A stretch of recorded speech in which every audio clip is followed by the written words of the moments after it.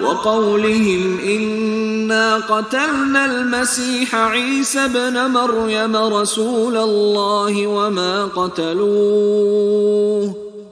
قتلوه وما صلبوه ولكن شبه لهم وإن الذين اختلفوا فيه لفي شك منه ما لهم به من علم إلا اتباع الظن وما قتلوه يقينا.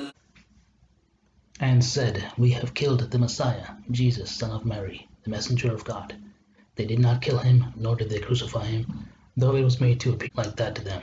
Those that disagreed about him are full of doubt, with no knowledge to follow, only supposition. They certainly did not kill him.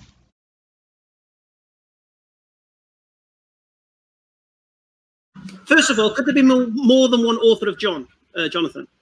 Absolutely. Fantastic. Okay, so trying to tie things in historically is a bit irrelevant if there's more than one author, because he might know one part, but the rest might be written by an author who wasn't there. Fair enough? Yeah, although I think that we can... And the second thing is, these secular historians, you actually concede they're not even gravy on the plate, yeah? Sorry, say that again? The secular historians you accept are not even gravy on the plate, yeah? I think that their contribution to the evidence for Jesus, historicity, and crucifixion, etc., are negligible because they only confirm. Thank you. Not even gravy on the plate. That's all I want to say. I think that their contribution to the evidence for Jesus, historicity, and crucifixion, etc., are negligible because. Assalamu alaikum wa rahmatullahi wa barakatuh. The clip I just played is really important because I think it's the first time that I've seen a Christian apologist actually admit that the views of secular historians when it comes to the historicity of Jesus or of his life or of his alleged crucifixion is really immaterial.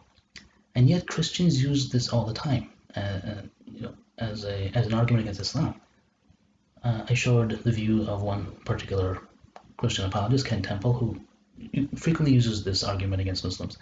He says that, well, Bart Ehrman and other secular historians believe that Jesus was crucified. They say that this is one of the few things about Jesus' life that we can be certain of. Therefore, Islam is wrong.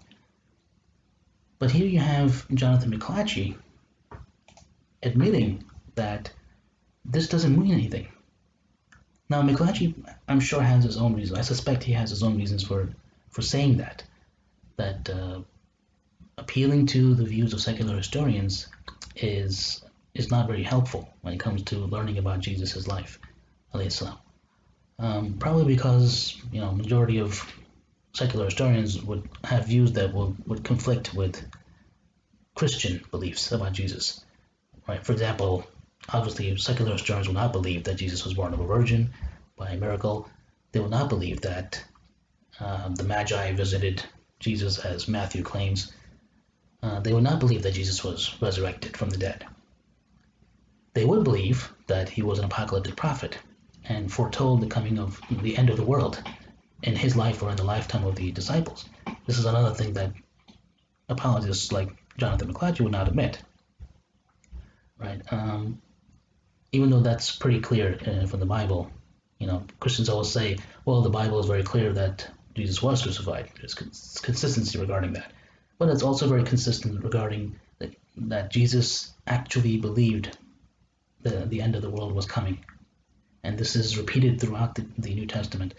And Paul repeats it. Paul says the time is short in 1 Corinthians, and that the present world is passing away. Right? This is a very consistent message in the Bible. Yet Christians want to obviously interpret it a different way, because to interpret it the way that the text actually says would be to admit that the New Testament is not inspired. So they would obviously not share the views of Bart Ehrman and other secular historians that Jesus was an apocalyptic prophet based on the information we get from the New Testament. But this is remarkable because here we have a Christian apologist actually saying that appealing to what secular historians say about Jesus' life and alleged death is really immaterial, doesn't mean anything. And it's a really bad argument against Islam. And I've commented on this to the likes of Ken Temple and other Christian apologists. You can expect secular historians to acknowledge the virgin birth, or that there was a miracle during the crucifixion. This is what Surah An-Nisa basically suggests, that there was some sort of a miracle. The Quran does not deny that a crucifixion occurred.